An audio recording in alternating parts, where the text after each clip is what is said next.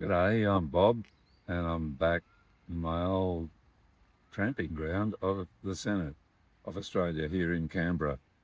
I've been with Jenny and Scott from our campaign team representing the Bob Brown Foundation at the Senate hearing into the Albanese government's new environment laws, which are meant to reform the EPBC, the Environment Protection and Biodiversity Conservation Act, of 1999 in a way which helps business and helps the environment at the same time. And of course, the interests are totally contrary.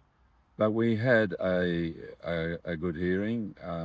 We were questioned, amongst others, by Greens Senator Sarah Hanson-Young and ACT Independent Senator David Pocock, also by members of the Liberal and Labor Party. This legislation makes the environment laws worse.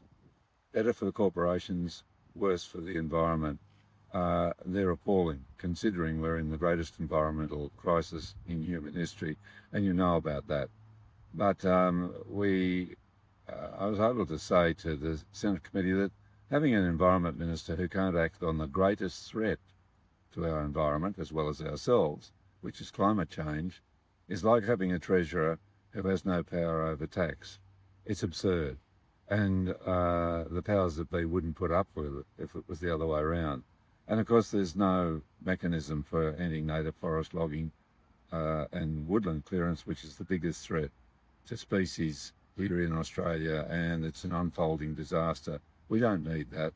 We need much better than that. This legislation, unless it's changed seriously, and the minister comes after talking with the Liberals and failing to the Greens and gets it really strengthened up, should be thrown out. It sells out future generations of Australians about whom we should be caring most.